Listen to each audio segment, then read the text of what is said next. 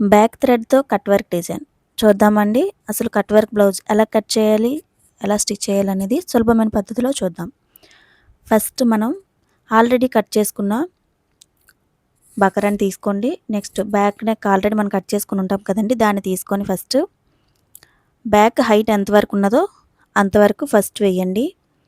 చూడండి నేను ఏ విధంగా అయితే చూపిస్తున్నానో మన బ్యాక్ హైట్ ఎంతవరకు ఉందో అంతవరకు తీసుకొని దానికి ఒక అరించి వరకు మీదకి తీసుకోండి. అరించి లేదా ఒక పావించి వరకైనా తీసుకొని, కాకపోతే బకరం మనం తీసుకునేటప్పుడు ఒక 1 ½ వరకు ఎక్స్ట్రా ఉండాలండి.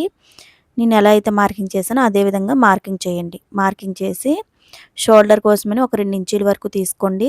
ఇది చిన్న సైజ్ బ్లౌజ్ అండి, అందుకని 2 ఇంచీల వరకు తీసుకున్నాను. అదే కొంచెం పెద్ద సైజ్ బ్లౌజ్ అయితే 2.5 వరకు తీసుకోవచ్చు. ఇప్పుడు డౌను బ్రాడ్ అనేది 3 ఇంచెస్ వరకు పెట్టానండి. నేను ఏ విధంగా అయితే డబుల్ మార్కింగ్ చేస్తున్నానో మీరు అదే విధంగా డబుల్ మార్కింగ్ చేయండి. మనకు షోల్డర్ డ్రాపింగ్ లేకుండా ఉండడం కోసమని ఇప్పుడు పెట్టిన 2 ఇంచెస్ కూడా ఇంకొక పావించి వరకు సైడ్‌కి జరిపి నేను తీస్తున్నానండి. నేను ఏ విధంగా అయితే తీస్తున్నానో అదే విధంగా మీరు కూడా తీయండి. ఎటువంటి డౌట్ లేకుండా తీయొచ్చు, పర్వాలేదండి. ఎందుకంటే మనకు షోల్డర్ డ్రాపింగ్ లేకుండా వస్తది.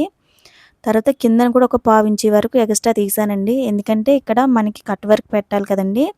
ఆల్రెడీ ఖర్చుతో కలిపే కదా ఇప్పుడు మనం తీస్తున్నాము. అందుకని ఖర్చుకి మనం బకరం స్టిచ్ చేసేటప్పుడు ఒక అరించి వరకు వేయం కదండీ! జస్ట్ ఒక 2 పాయింట్స్ వరకు మాత్రమే మనం స్టిచ్ చేస్తాం కనుక ఇక్కడే కటింగ్‌లోనే మనం తీసేసుకుంటున్నాం.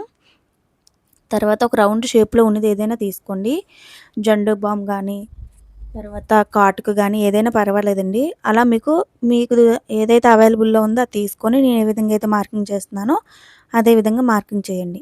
ఫస్ట్ నేను పెన్నుతో మార్కింగ్ చేస్తున్నానండి. ఎందుకంటే చాక్ పీస్‌తో బాగా లావుగా వచ్చేస్తది.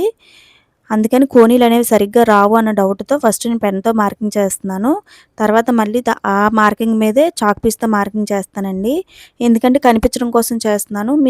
మీరే స్టిచ్ చేస్తారు కనుక మీరు డైరెక్ట్‌గా పెన్ మీదే ఎలాగైతే మార్కింగ్ చేసారో అదే విధంగా కట్ చేసేయొచ్చు. పైన 1/2 ఇంచ్ ఖర్చుకుండాలండి. మనం షోల్డర్ జాయింట్ చేస్తాం కదా! అందుకని 1/2 ఇంచ్ వరకు ఖర్చుకుంచేయండి.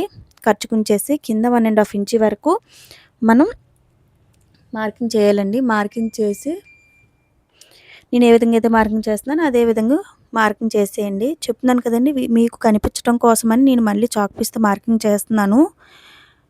మీరు డైరెక్ట్‌గా పెన్నుతో మార్కింగ్ చేసుకున్నారు కనుక ఆ మార్కింగ్ మీద కటింగ్ చేసేయవచ్చు. ఓకేనండి. ఇప్పుడు ఆల్రెడీ మార్కింగ్ చేసున్న దానికి రౌండ్‌గా కట్ చేసేయండి. నేను చూపించే విధంగా కట్ చేసేయండి. అయితే నెక్ కట్ చేసేటప్పుడు కొత్తగా కట్ చేసేవాళ్ళైతే కొంచెం నెక్ పట్టుకొని కట్ చేయడం ఇబ్బంది పడతారండి. అందుకని నీడిల్స్ పెట్టండి. అయితే పైన నేను నెక్ 1/2 ఇంచిది ఎలా అయితే ఉంచానో మీరు కూడా అలానే ఉంచండి. ఓకేనండి. అది ఎందుకు ఉంచాననేది మీకు ముందు ముందు వీడియోలో చెప్తానండి. ఓకేనా. కట్ వర్క్ ఎలా అయితే ఇచ్చానో ఆ పెన్ మార్కింగ్ మీదే తీసేయండి. కంపల్సరీ ఇప్పుడే తీసేయాలండి. తర్వాత తీయడానికి అవకాశం తక్కువ ఉంటది. ఇప్పుడే తీసేయాలి. బకరానికే తీసేయాలి. ఓకేనండి. చూడండి సేమ్ ఇంకా పెన్ మార్కింగ్ ఎలా అయితే చేసారో ఆ పెన్ మార్కింగ్ మీదే మీరు కటింగ్స్ అనేవి ఇవ్వండి. మనకి కటింగ్స్ అనేవి మార్కింగ్‌లోనే కరెక్ట్‌గా కట్ వర్క్ బాగా వస్తదా రాదా అని తెలిసిపోతుందండి. ఓకేనా. ఫినిషింగ్ కూడా మనకు మెయిన్ ఇంపార్టెంట్ అండి. ఫినిషింగ్ కూడా నీట్‌గా ఇవ్వాలి. థంబ్‌నెయిల్‌లో పిక్ చూసారు కదండీ ఎంత బాగా వచ్చిందో. అయితే నేను మొత్తం స్టిచ్ చేసేసాక బోడిగా అనిపించిందండి. ఇంక అందుకనే పైపింగ్ వేయటానికి కూడా టైం లేదు. కొంచెం ఎమర్జెన్సీ అండి బ్లౌజ్. అందుకని నేనేం చేశానంటే బ్యాక్ థ్రెడ్‌ది ఉంటే వెంటనే అది సెట్ చేసేసానండి. ఇప్పుడు ఫ్రంట్ నెక్ కూడా కట్ వర్క్ అండి. దానికోసమని ఫస్ట్ ఒక 1/2 ఇంచ్ వరకు పైన షోల్డర్ జాయింట్ కోసమని తీసేసుకోండి. అయితే నెక్ డౌన్ అనేది ఈ పాపది 7 ½ అండి. తిను డౌను అండ్ బ్రాడ్ చాలా బాగా ఇష్టపడుతదండి. అందుకని 7 ½ అండి. అయితే బ్రాడ్ అనేది 3 ½ పెడుతున్నాను. యాక్చువల్‌గా నార్మల్ బ్లౌజ్‌కి అయితే 4 వరకు పెట్టుకోవచ్చండి. 4 వరకు పెట్టుకోవచ్చు అంటే మనకి షోల్డర్ అనేది సన్నగా వస్తది. ఫ్రంట్ రౌండ్‌గా వస్తదండి. సేమ్ ఇప్పుడు ఎలా అయితే నేను చూపిచ్చానో బ్యాక్ నెక్‌కి అదే విధంగా ఇది కూడా కొంచెం క్రాసే తీయండి. తీసి దీనికి కూడా ఒక 1/2 ఇంచ్ వరకు ఎక్స్ట్రా మార్కింగ్ చేసేయండి. ఇప్పుడు రౌండ్ కూడా కర్వ్ స్కేల్‌తో ఎలా అయితే కొడుతున్నానో అదే విధంగా మీరు డ్రాయింగ్ అనేది వేసేయండి. వేసేసాక ఇప్పుడు సేమ్ కట్ వర్క్‌కి ఎలా అయితే కటింగ్స్ ఇచ్చానో అదే విధంగా ఇంక డైరెక్ట్‌గా మీకు కనిపించడం కోసమని నేను చాక్ పీస్‌తో చేసేస్తున్నానండి. ఓకేనా. మీకేవైనా కొత్తగా కావాలి, నాకిది అర్థం కావట్లేదు అనిపిస్తే ఏదైనా నాకు మీన్స్ కాటన్. ఇప్పుడు ఆల్రెడీ నేను నా ఛానల్లో ప్లెయిన్ బ్లౌజ్ పెట్టాను, ఎలా కట్ చేయాలి సులభమైన పద్ధతిలో అండ్ షోల్డర్ డ్రాపింగ్ లేకుండా వీడియోస్ పెట్టానండి. ఇప్పటివరకు చూడకపోతే ఒకసారి చూడండి, చూసి ఒకసారి మీ బ్లౌజ్ మీద ట్రై చేయండి ఎలా వచ్చిందనేది. ఓకేనండి. అలా ఏదైనా కొత్తగా కావాలి అంటే క్రాప్ టాప్ కానీ అడగండి, చాట్ బాక్స్లో అడిగితే నేను కంపల్సరీ ట్రై చేస్తా అండి పెట్టడానికి. జస్ట్ బూస్టింగ్ కోసమని, అంటే అలా అడిగితే వాళ్ళు అడిగినందుకైనా పెట్టాలి అనిపిస్తుందండి. ఓకేనా. ఫ్రంట్ నెక్ కూడా కటింగ్ అయిపోయింది.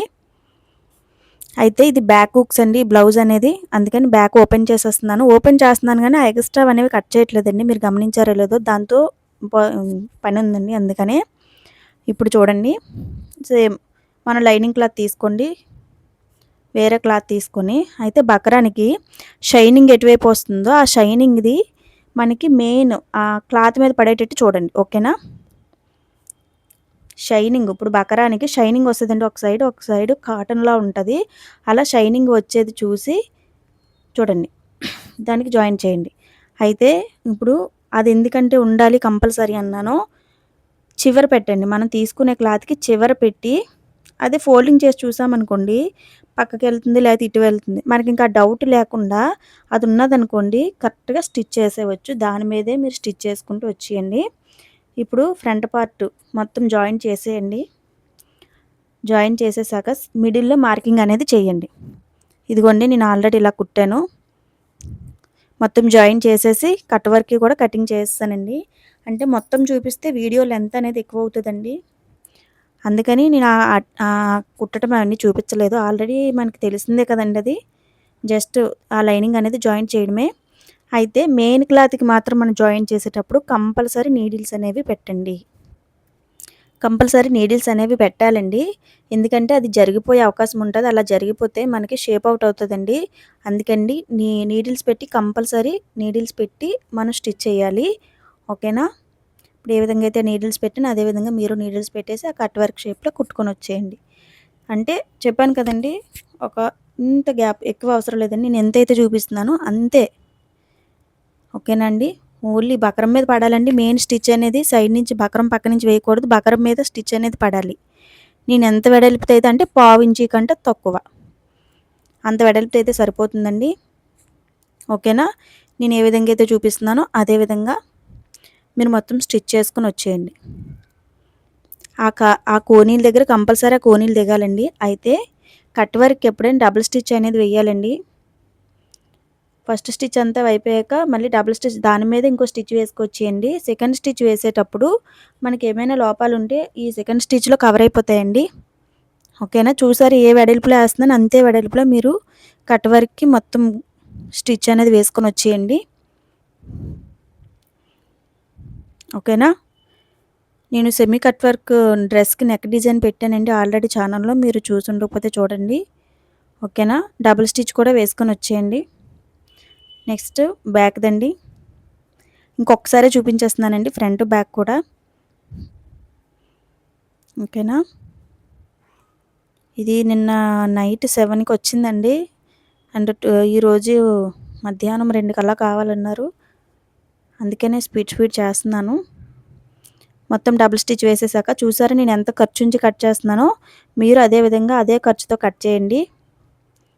ఆ కార్నర్ మనం ఎంత వరకు స్టిచ్ అయితే వేసామో అంతవరకు కటింగ్ అనేది రావాలండి. అలా వచ్చినప్పుడే మనకు కట్ వర్క్ అనేది నీట్గా తిరుగుతుంది.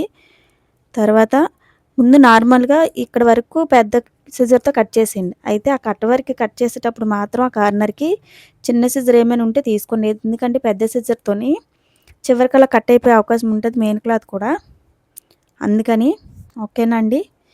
ఇదొక ట్రిక్ అండి. నేను ఏ విధంగా అయితే కట్ చేశానో అదే విధంగా మీరు కట్ చేసేసి ఎడ్జ్ కుట్టు అనేది వేసేయండి. అయితే ఇది కుట్టిన తర్వాత ఒకసారి చూస్తే మొత్తం బోడి బోడిగా అనిపిస్తుందండి.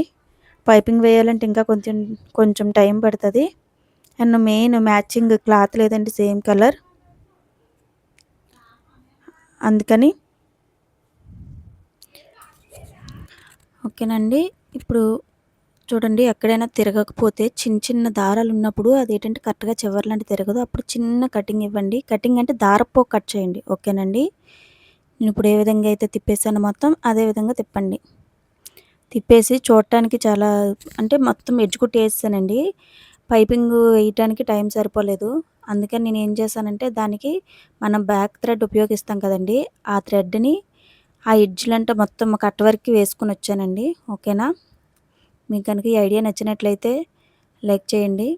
సేమ్ ఇప్పుడు ఇంకొకటి కూడా సేమ్ ఇలానే ముందు పెద్ద కత్తిరితో కట్ చేసేసి ఆ ఎడ్జ్‌లు మాత్రం చిన్న కత్తిరితో కట్ చేయండి. లేకపోతే పెద్ద కత్తిరితోనే కట్ చేయగలను అంటే చేసేయండి. కాకపోతే బ్లౌజ్ కట్ అయ్యే అవకాశం ఎక్కువగా ఉంటది. అందుకని.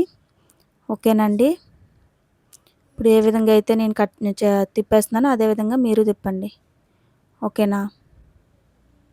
అయిపోయిందండి. తిప్పేసి ఎడ్జ్ కుట్టు అనేది వేసేయండి. ఇప్పుడు దీన్ని నేను యూజ్ చేసి వేస్తున్నానండి. ఒక్కసారి చూడండి నేను ఏ విధంగా వేశానో. ఓకేనా అండి?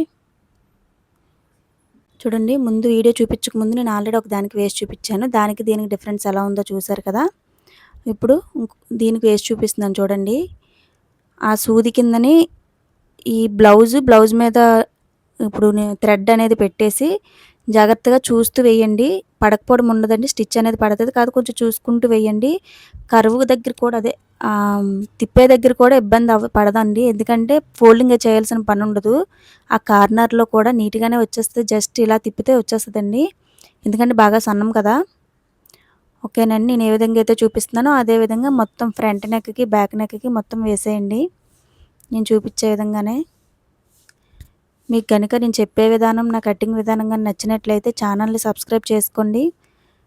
ఓకేనండి. కొంచెం బూస్టింగ్‌గా ఉంటదండి. ఇంకేది కుట్టాలన్నా కొంచెం చెయ్యాలి అనే ఇంట్రెస్ట్ ఉంటదండి. అంతేనండి. చూసారా ఎంత నీట్‌గా వచ్చిందో?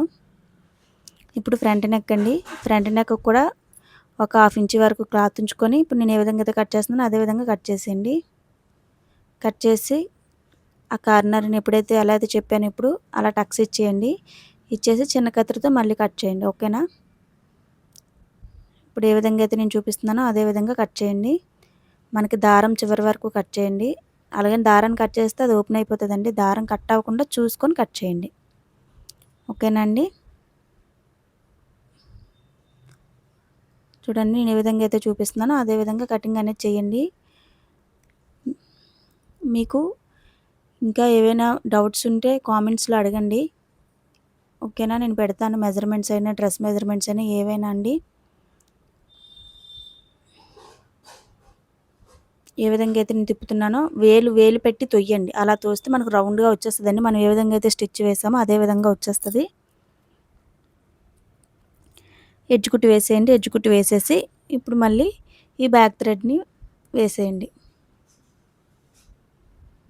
నేను ఏ విధంగా అయితే చూపిస్తున్నానో అదే విధంగా వేసేయండి.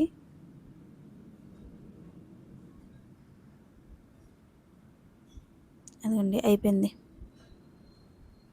నచ్చిందండి? నచ్చినట్టయితే లైక్ చేయండి. Thank you.